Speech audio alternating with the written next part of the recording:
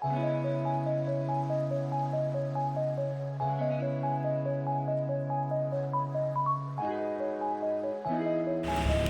আলাইকুম।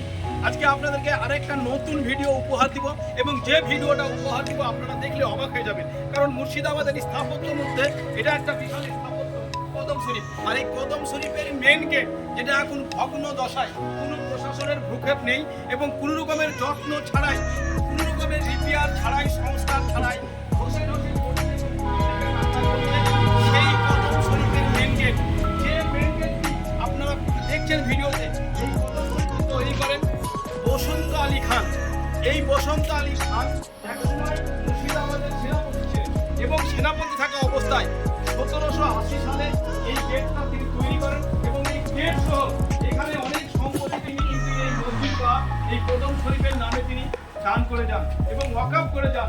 বর্তমানে সেসব ভগ্ন দশাগুলো আপনারা দেখছেন, এই যে ভগ্ন দশা দেখুন, এটা 1780 থেকে 1781 সাল তার স্বপ্নের মসজিদ কদম শরীফ, এটাই কিন্তু বসন্ত আলী খান তিনি তৈরি করেন এবং তার যা সম্পদ ছিল এই কদম শরীফের নামে ওয়াকফ করে যান।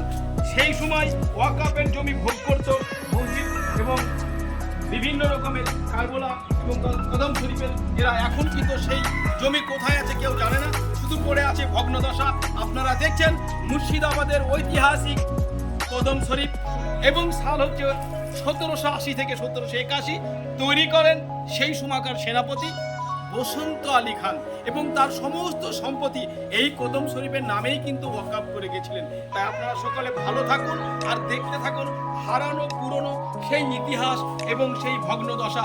আমি প্রশাসনের দৃষ্টি আকর্ষণ করছি যাতে এটা আবার রিপেয়ার করে মানুষকে উপহার স্বরূপ, যারা পর্যটক আসবে বিভিন্ন জায়গা থেকে, তারা যেন বসন্ত আলী খান যে তিনি মিশিয়ে যায়নি, পৃথিবী থেকে চলে যায়নি, তার দৃষ্টান্তমূলক এই স্থানগুলো যেন মানুষ দেখতে পায়, তার দিকে লক্ষ্য রাখার জন্য অনুরোধ রইল। আর বিশেষ করে যদি এই ভিডিওটা ভালো লাগে, মুর্শিদাবাদের নিত্য নতুন ভিডিও পেতে আপনারা সকলে শেয়ার করবেন, লাইক করবেন এবং সাপোর্ট করবেন, সঙ্গে থাকবেন। ধন্যবাদ, খুদা হাফিজ। আবারও দেখা হবে অন্য একটা নতুন ভিডিও নিয়ে। আসসালামু আলাইকুম। আমি কিন্তু বর্তমানে পৌঁছে গেছি কদম শরীফের সেই দুধ পুকুর, যে পুকুরটা চারি সাইড ঢালাই এবং বাঁধানো, যেইখানে সুড়ঙ্গ গেট ছিল, সেই গেটটা কিন্তু আমি আপনাদেরকে খুব সুন্দরভাবে দেখানোর চেষ্টা করছি।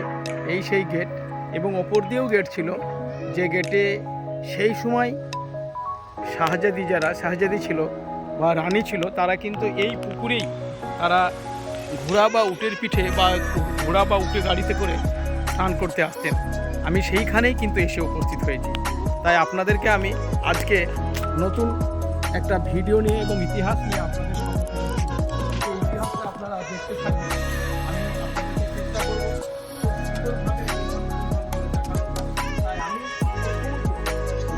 আমি দেখাই যে কদম শরীফ এবং কদম শরীফ মসজিদ। এই যে এখানে আপনারা দেখছেন লিচু বাগান, সেই সময়কার পুরনো লিচু বাগান, হয়তো গোড়া থেকে আমার নতুন ফোর হয়েছে, গাছগুলো দেখলে বুঝতে পারবেন যে সেই গাছগুলো পুরনো গাছ।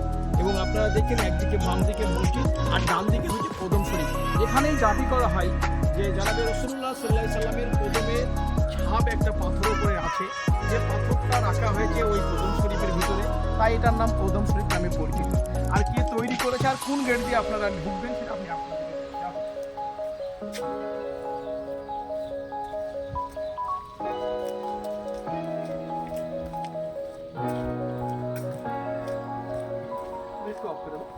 লালটা দেখা